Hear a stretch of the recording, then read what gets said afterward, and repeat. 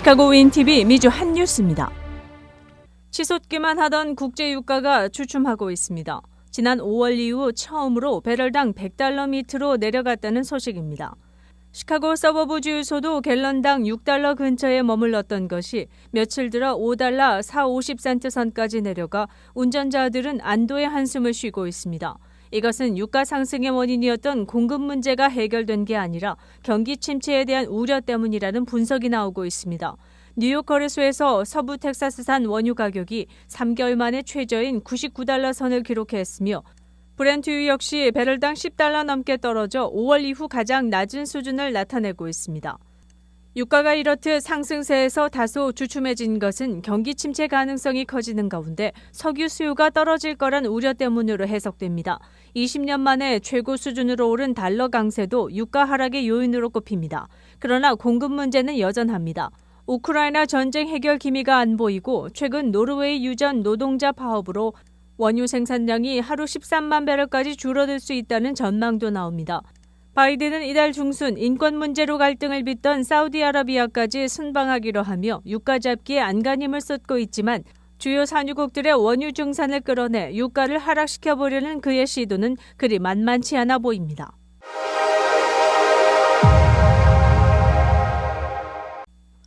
독립기념일 하일랜드팍에서 총기 난사가 일어나자 전국적으로 시간과 장소에 상관없이 터지는 총기 난사에 이제 시민들은 외출하기조차 겁이 난다고 말합니다.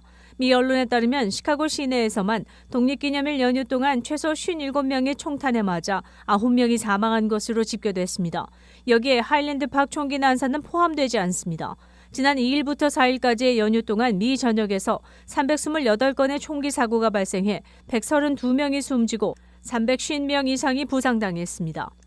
지난해 독립기념일 연휴에는 400건이 넘게 발생해 사망자는 최소 150명이었습니다.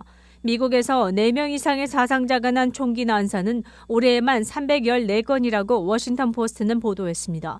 특히 텍사스주 유벨디의 초등학교에서 학생과 교사 21명이 숨지는 충격적인 총격 사건이 벌어진 5월 24일 이후에도 한 달간에 걸쳐 100건 이상의 총기 난사가 이어진 것으로 나타났습니다. 미 언론은 올해 들어 매일 1건 이상의 총격 사건이 발생한다며 한 주 동안 총격 사건이 4건 미만인 주가 없을 정도라고 밝혔습니다. 독립기념일인 4일까지 미국에서 총기 난사로 숨진 사람은 343명, 부상자는 1,391명으로 집계됐습니다. 총기 폭력 아카이브의 자료에 따르면 총기 난사 발생 건수는 2019년 417건, 2020년 601건, 2021년에는 거의 700건에 달하고 있는 추세를 보이고 있습니다. 2019년 이전에는 총격 사건은 매년 400건을 넘지 않은 것으로 밝혀졌습니다. 총기 폭력 아카이브 GVA는 올해 총기 관련 사망자는 1,072명으로 이런 추세로 간다면 올해 말에는 29,944명의 사망자가 나올 것으로 추산했습니다. 질병통제예방센터 CDC에 따르면 1968년에서 2017년까지 반세기 동안 150만 명 이상의 미국인들이 총격으로 사망했는데 이는 건국 이후 전사한 군인보다 더 많은 숫자입니다. 2020년에는 45,222명이 총기로 사망했습니다. 시카고의 북부 서버브로 3만여 명의 주민이 사는 부촌인 하일랜드팍은 90%가 백인입니다. 평균 소득이 $150,000에 달합니다. 미국의 총기 소유자는 최근 3년 동안 크게 늘었습니다. 2019년 1월부터 2021년 4월 사이 750만 명이 처음으로 총기 소유자가 된 것으로 드러났습니다. 이는 전체 인구의 3%에 가까운 규모입니다. 어린이 500만 명을 포함해 1,100만 명이 총기에 노출된 셈입니다. 총격 사건이 날로 늘어나면서 시카고는 불법 총기, 즉 유령총도 범람하고 있습니다. 최근 일리노이주나 시카고는 이 같은 불법 총기류에 대한 단속을 강화하고 있는 추세지만 총격 사건을 어떻게 막아야 할지는 의문입니다. 어제 카멜라 데이비 해리스 부통령은 하일랜드팍을 방문해 희생자 가족들을 위로했습니다. 22살 범인 로버트 크리모 3세는 하일랜드팍에서 학교를 다녀 그를 아는 주민들이 많습니다. 초등학생을 대상으로 한 보이스카우트 조직에 들어가 활동하던 작고 조용했던 소년이 성장하면서 풋볼팀에서 뛰기도 했습니다. 방과 후 클럽 활동 시 그의 부모는 항상 남보다 늦게 나타나 로버트 크리모 3세를 픽업해 갔다고 전합니다. 그는 말수가 적어 묵묵히 픽업을 기다리던 학생이었다고 기억되고 있습니다.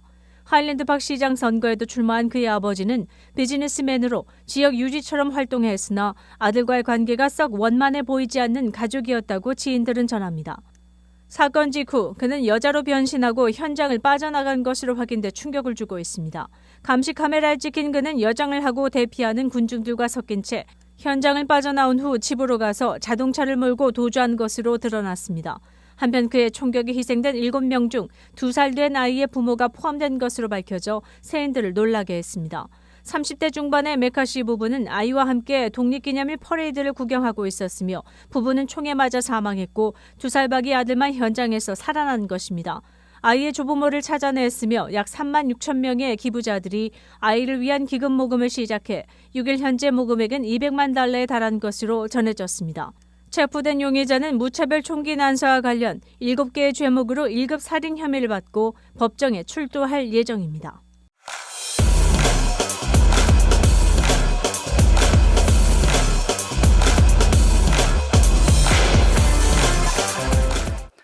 시사전망 이종봉입니다. 오늘은 7월 들어 그로소리에서 장을 본 한인들이 아직도 식료품에 세금이 붙는다는 소식을 전해와 그로소리 세금에 대한 자세한 정보를 알려드릴까 합니다. 최근 JB 프리츠커 주지사가 일리노이주 그로소리 세금을 1% 줄여주는 절세안이 지난 1일부터 실시되는 가운데 그로소리에서 장을 본 한인들은 세금 부과에 대해 의아해하고 있습니다. 그로소리에서 식품류를 구입했을 경우 세금 1%를 면제한다 하더라도 약 1.25%의 쿡카운티 세금은 남아있기 때문입니다. 한인 그로소리 측은 식품류에 부과되는 2.25% 중 1%를 제외하면 아직도 카운티의 세금은 내도록 되어 있다고 설명했습니다. 그러나 김밥이나 도시락처럼 즉석에서 시식하는 식료품은 1% 세금 면제 대상이 아니므로 조심해야 합니다. 그로소리 외에 소매점에 가서 일반 제품, 공산품 등을 산다고 가정해 보겠습니다. 예를 들어 일리노이주에서 부과하는 공식 판매세는 6.25%입니다. 여기에 로컬 정부에서 차지하는 세금이 붙게 되면 일리노이주의 평균 판매세는 8.153%가 됩니다. 전문가들은 주 판매세가 공식적으로 6.25%지만 로컬 정부에서 따로 부과할 수 있는 판매세율이 4.75% 정도가 된다고 전했습니다. 일리노이주에는 총 495개에 달하는 로컬 세금 관할 지역이 있으며 로컬 정부 측에서 부과하는 평균 판매세는 1.903%라고 지적했습니다. 따라서 일리노이주에서는 각 로컬 정부의 세율이 다름에 따라 가장 판매세가 높은 지역은 주 포션과 로컬 포션을 합쳐서 최대 11.5%의 판매세를 부과하는 곳이 된다는 설명입니다. 이런 지역이 바로 하비 동네입니다. 나일즈의 경우는 일반 판매세가 10.25%가 됩니다. 한인 그로소리에서 전자제품을 사면 세금은 10.25%입니다. 물론 그로소리에 붙는 세금은 쿡카운티의 경우 일반 판매세보다는 낮은 2.25%이지만 네이퍼빌에 가면 1.75%로 싸집니다. 카운티가 다르기 때문입니다. 주정부에서 부과하는 그로소리 세금 1%를 깎아준다고 해도 로컬 정부의 세금 부과는 여전히 유효한 것입니다. 며칠 전 한인타운에서 장을 보았다는 나일즈에 사는 주부 박모 씨는 평소 장을 보면 100달러 정도였는데 이것저것 집다 보니 거의 200달러어치의 장을 보게 됐는데 계산해 보니 결국 세이브하는 포션은 기껏해야 2달러 정도라며 실망감을 표시하기도 했습니다. 프리츠커 주지사가 그로소리 1% 세금을 1년간 면제했지만 11월 중간선거에서 경쟁할 데런 베일리 공화당 주지사 후보는 그 정도의 할인은 서민층에 전혀 도움이 되는 것이 아니라며 달러당 1센트인 1% 면제가 아니라 최소 달러당 25센트 정도는 깎아줘야 서민들의 생활고를 조금이나마 덜어줄 수 있을 것이라며 맹공을 퍼붓고 있는 것입니다. 경제적으로 어려운 때일수록 우리 모두 조금이라도 생활비를 아끼며 살아가는 방법을 강구하는 현명한 소비자가 되어야 하겠습니다.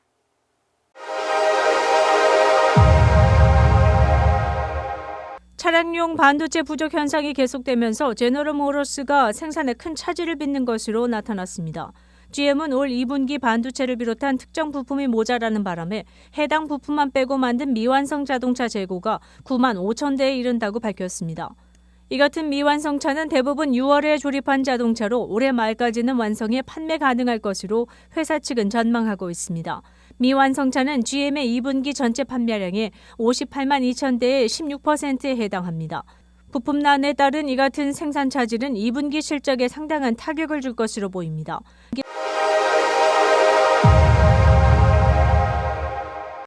미 식품의약국 FDA는 유전자 조작 돼지의 장기를 인간에게 이식하도록 하는 임상시험 허용 계획을 수립 중인 것으로 알려졌습니다.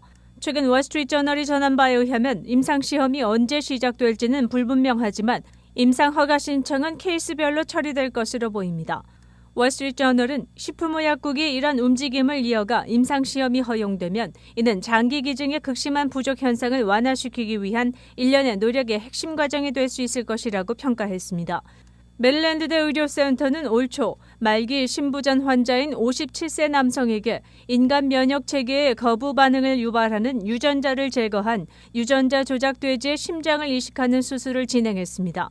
해당 환자는 회복 중 상태가 악화해 3개월여 만에 사망한 것으로 알려졌습니다. 그의 심장에선 돼지의 폐렴 등을 일으키는 바이러스의 DNA가 발견됐으나 이 바이러스가 사망에 영향을 미쳤는지는 아직 규명되지 않았습니다.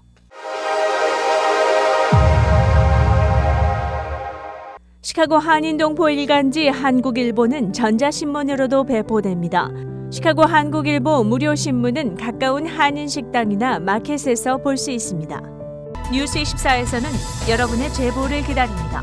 제보 전화 847-290-8282번입니다.